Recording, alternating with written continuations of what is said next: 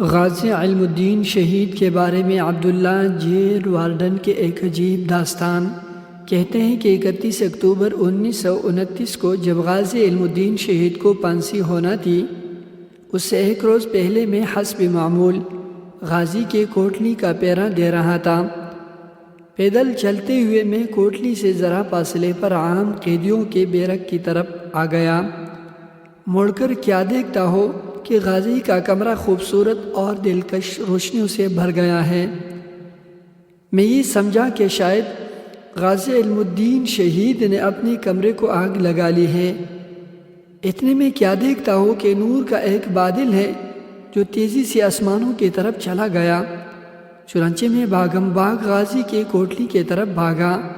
اندر کیا دیکھا تو دیکھتا ہوں کہ پورا کمرہ بہترین اور مسحور کن خوشبو سے معطر اور منور تھا۔ غازی حالت سجدے میں زار و قطار رو رہے تھے۔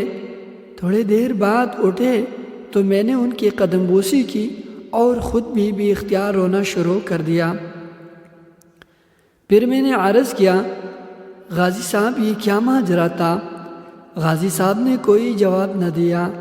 میں نے پھر عرض کیا کہ حضرت آپ یہ اہم راز اپنی سینے میں لے کر نہ جائے اور اس واقعہ کی تفصیل ضرور بتائے۔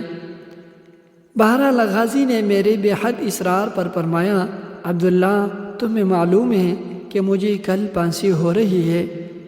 میری دلجوئی اور حوصلہ افزائی کے لیے شافع محشر حضور خاتم النبیین حضرت محمد مصطفیٰ صلی اللہ علیہ وآلہ وسلم اپنے خاص صحابہ اکرام کے ساتھ یہاں خود تشریف لائے اور بڑی محبت اور شفقت فرمائی۔ اس موقع پر حضرت علی نے مجھ سے پوچھا کہ تمہیں پھانسی کا خوف تو نہیں ہے؟ میں نے عرض کیا، حضور بالکل نہیں۔ فرمایا، بیٹا اگر کوئی خوف ہے تو آؤ ہمارے ساتھ چلو۔ میں نے پھر عرض کیا، حضور نہیں، ایسی کوئی بات نہیں، میں تو بہت خوش اور مطمئن ہوں۔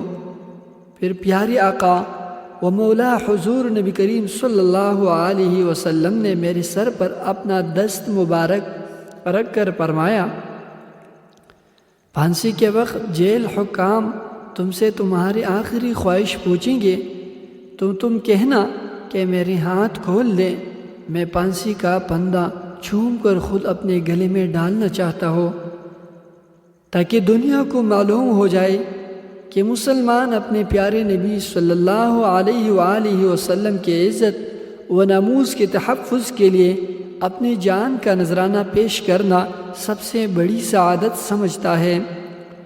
دوسرا یہ کہ تم روزہ رکھ کر آنا، میں تمام صحابہ کرام اور فرشتوں کے ہمراہ حوض کوثر پر تیرا استقبال کروں گا اور ہم سب روزہ اکٹھے افطار کریں گے۔ یہ ہے تحفظ ناموس رسالت صلی اللہ علیہ وسلم کا صلہ۔